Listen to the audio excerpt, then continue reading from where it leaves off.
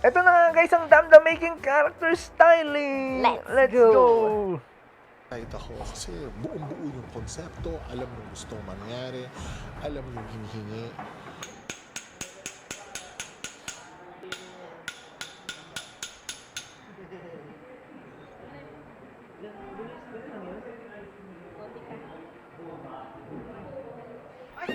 Ay, Dumulas na nga.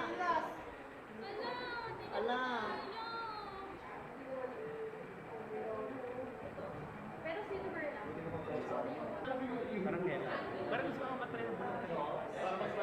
ang detalye, ultimo pati The yung patakit biggest sa mata, comeback no? of Ang daming SB19. arte. I wanna give Grabe. value to something I know mahalaga sa boys. Yung Team Rain XM has always been very supportive of the SB19 related projects. Kinonta ko agad yung mga trusted designers natin, yung mga suppliers natin. Team Francis Liberan, Team Neric Beltran. Minessage ko sila. Ang daming taong nagtulungan, nagsanib puwersa. Okay, I always ask for feedback. For instance, si Stel, kailangan medyo ice yung dating niya. Pero kailangan magaang, nasasayaw, nakaka-acting. Actually, for everyone, kailangan Ang ganun yung gastos requirement. yan, no? Pero yun yung mahirap doon. Grabe Kasi yung din. mga stylist na yan, madalas ang isip niya nasa style. Ay, oo. Wala, hindi man nila ano yung mga Kasi comfort. usually for fashion, Oo, ganun kasi sila eh. More on the what you see. Pero syempre, dahil isasayaw yan yung mga tao magsusuot. ikikilos talaga Oo. nila. Kailangan pasok pa rin sa comfort nila. Mm. So, mamimili ka talaga. Ayun, tingnan mo, mamimili sila talaga ng tela, alin yung pinakamagaang, alin yung pinaka... Yun ang challenge dyan. Yung mga ganyan tao, ang dami nilang alam sa ganyan, no? Nanalo yung gusto. Iniisip ko, kung magkikip tayo, i-full na natin to. Ngayon ko lang Sige, naisip. Kasi okay baka lang. pag half siya, baka magmukhang Prince Eric. Okay. Okay. Sige, Okay na ako dun sa full. Neric thought of using PET bottles ng mineral water to create the ice. Yan yung iniisip ko nung nakaraan eh. Ano yung ginamit nila dyan? Material. Martin, is an artist. Art dapat yung atake, di ba? Since it's part of the brand Bible. Yun yung magaan kasi. Oo. Mahirap gumamit ng glass kasi mabigat siya. Hmm. Tsaka magiging sharp yun. Oo. Actually, ito nga medyo Sharp- sharp, ito nga na sharp yan. na rin Oo. Gumaganon yung tela. Oo, so kailangan may gaang talaga siya. Ano ka naman, galaw? Same thing with the Ang black komplikado, hindi mo version. pwede mabagsak, no? Mamaya magdidikit-dikit yung If you look at it magtangle yun. closely, napag-usapan namin, yung parang tumutulong oil. Ang ganda nung nabuo na texture nung ganong practice. And most of all, nakasayaw si Stel, naka-acting siya, nakahiga siya sa nagawa niya lahat yung gusto niyang gawin. Yun nga, Ang daming kung ano-ano. At least kapag mas malapit yung camera, kita din yung lalim. Malabo. May puti. Pero yung isa hindi talaga makakita. Kasi... Wala, hindi ko nakikita kayo magja-judge. Sobrang dumi ng tenga. Nilupa. The Tinubuan video na ng halaman. ginawa nila Francis, parang I like that it is strategically placed. Kailangan nga magmukhang scholar. Naglagay kami ng parang mga tassel ng Ang galing nila mag-isip ng mga disenyo, no? Grabe, oh. Gusto ko dito yung yung kasi 'di ba more on the planty thing siya. Ano siya yung color ng brown and green, Yung contrast mixture nila, nun. Oo. Ang ganda. Parang tinubuan talaga siya na nagmamos. Ano yung moss? Lulumot na Oo. tapos tinutubuan. Yan din yung sabi ko, para siyang kamag-anak ni Legolas. Nakaraan.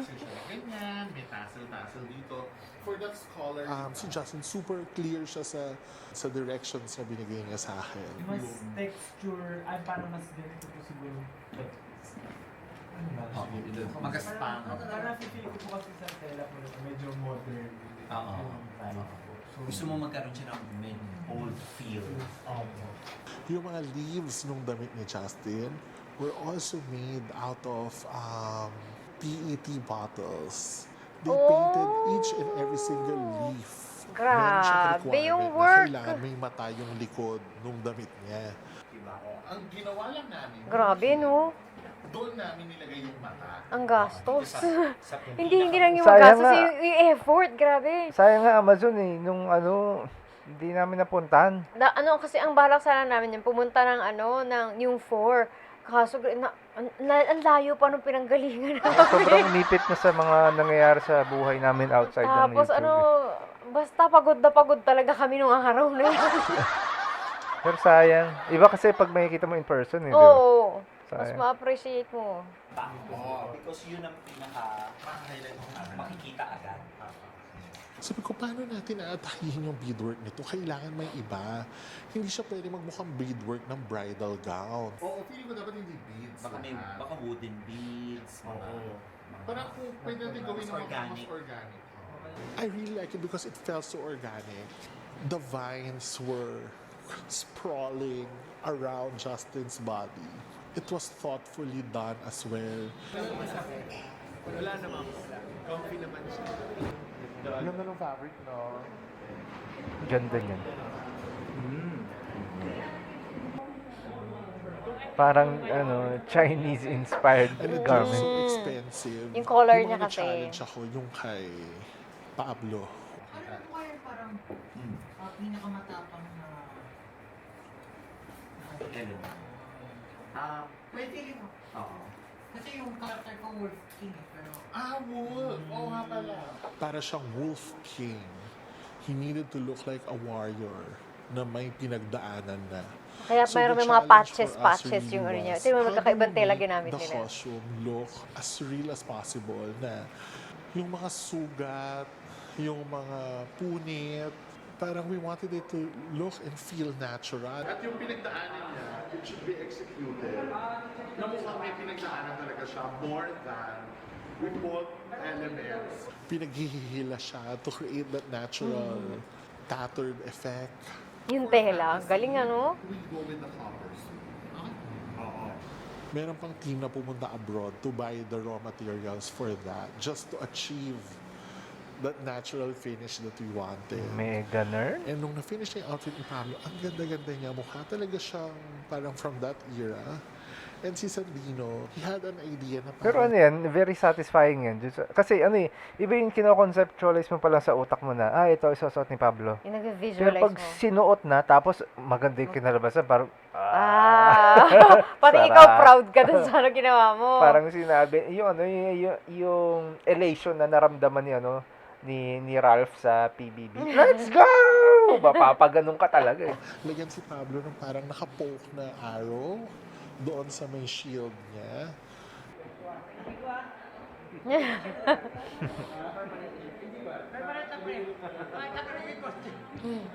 It felt natural and it felt like it was really part of the narrative na may pinagdaanan siya. Yung beadwork na nandoon sa obi belt ni Pablo, it was shaped like a wolf. Oh! Ay, ito yung kay Josh.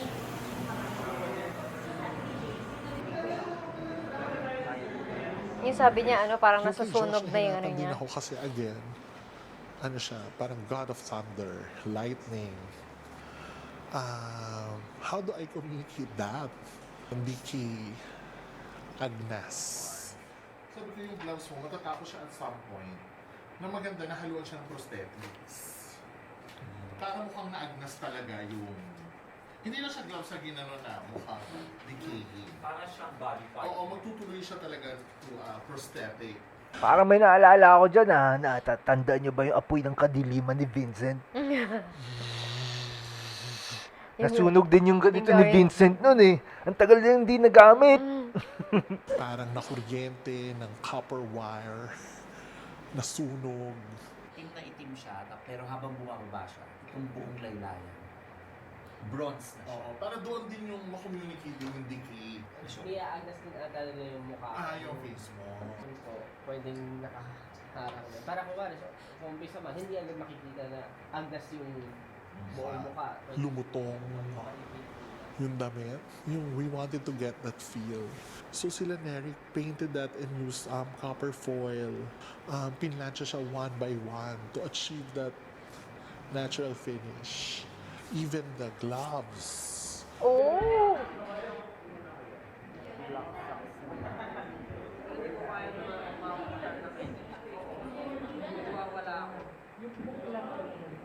Kailangan yung sa mga ganyan-ganyan mo, napakaingat mo, no? Oo. Kasi pag Mas biglang hirap nasi- ikabit eh. Tapos, Pag biglang nasira yan, no? Pero maayusin na naman nila. Ayoko ng gloves na parang sinuot. Ang hiningi ko doon sa gumagawa, gusto ko bawat finger, pag ginanon-ganon mo siya, kasi si Josh mahilig siyang maggawa ng action sa face niya using his hands. Joint per joint, layer per layer, in-achieve talaga yon. Kaya Ang na nagkasugat-sugat hirap. na yung kamay ni Josh, yung I'm glad he was a trooper, the foil treatment done by Francis doon sa navy blue suit was really nice. I love how he translated it in the form of streaks and parang paint treatment. Sa medyo mahirap, yung kay Ken, kasi parang it was inspired by a crow. So siya mismo yung nag-sketch nun. And from his sketch, dinevelop namin nila Neric, nila Francis. We were very specific about the kind of leather we use. Grabe, oh. Gusto namin yung Bibilhin mo lahat yan, hahanapin mo lahat, yung, isa-isa yan, may ano? pinagdaanan at ginamit na. Ito yung darkest na maroon. Ito yung darkest na Na may itim-itim siya pag na itim na siya. inawan. Diba? Yung lalabas lang yung red niya.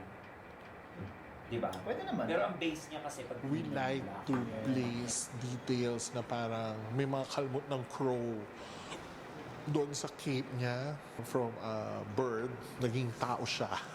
For it to look like as if it was inspired by royalty and hindi siya inspired by some Eastern influence fashion. So they went for shape, structure, yung cutting. Parang western yung ano. Kahit na iba-iba sila na colors, it felt cohesive. Para silang iisa pa rin. Iba-iba siya, iba-iba yung suot nila, pero together, parang they look Kasi like yung they ano came eh, from yung the same pinaka-tema era. mismo They eh, di came ba? from the same collection. Kahit iba-iba yung kulay nila, And that was pareho-pareho all kasi sila ng intentional. tema Hindi eh. lang po yun nangyari basta-basta. Parang galing sila sa Except for pare-parehong natin is age. yung mga robes. Fine. speaking of collection, magkakaroon ba ng staff toy ang SB19 na ganyan? Yung Stop concept? doy. Kasi gusto kong i-collect yan eh. Ang gusto nila doon medyo parang dune, sand dunes, inspired by the desert. Ito doon na natin. So we did it using patchwork. The patterns were made one by one. It was stitched together. Ginupit isa-isa ng squares using different fabrics. Ah, I yung wanted damit it to nila? flow as well. So imagine doing it times 5. I really love how it turned out. Especially the part no. Pinag-square-square nila, parang kang gagawa ng Naging ano, bato na ng... sila, naging statues Ang na tawag sila. doon? We did a good job. Quilt. Yung, hey, this is art. Na-achieve namin yung goal. Siyempre, ito na naman tayo sa sayawan. Kailangan, ang number one criteria is, A, maisasayaw. Yung how do I make an outfit look dynamic? Di ba no, tama, Napakahirap Amazon, di ba? Parang ano, mga figurines, di ba? Nagko-collect ka ba? Dragon Ball, may Vegeta ka, may Goku ka, ganun. Eh di magkakaroon ka ng ganyan, may Stell, may Stell Evil, Stell ano, Stell Good. Di ba yung mga ganun? Para masaya. Sa lahat ng outfit na binuo, dito kami natagalan. Because we want to be as faithful to the era they were Ang hirap in. kasi, tas We ano, really kailangan, studied, eras kailangan during may the isasayaw. Yun medieval kasi yung mahirap times. dyan eh. Parang medieval talaga, oh. Yung iba kasi kung pang picture-picture lang, lakad-lakad lang, eh yan kasi ikikilos mo. Hindi mo lang basta ikikilos, ihahataw mo yan sa sayawan. Saka magkaka- Ate, picture lang may pang-poster ko niya. Isusubo na yung Gusto namin yung mukhang may chainmail na ano, pero paano nila maisasayaw yung Chainmail. Ang bigat! Source abroad. Kawawa naman yung gagamit mo. And I was so happy that when I saw them dancing, ang ganda, parang sulit yung pagod. And the black and maroon treatment, that Ang was ganda a nga nung request kay from the Josh, boys. eh, They really wanted Yung mukha that siyang color. assassin na ano, In no? our 16 years in the industry, I will really consider them as one of the most difficult projects we've ever tackled. So I wanted to be seen. Pero ano I yan, wanted pag to be nilagay mo felt sa by the resume five mo yan, senses. talagang, That would last oh, pak, forever, a sampal, legacy. yan ang resume mo. I'm proud of my team. You create a fantasy, you create a storyline, you create an aspiration. We went all out for this because I wanted to give value to the vision of the way, because I know this is important to them. Taray! Ang Ayan. galing, grabe. It's a wrap sa ating The Making Character Styling. Don't forget to LSS to like, share, and subscribe. Bye-bye.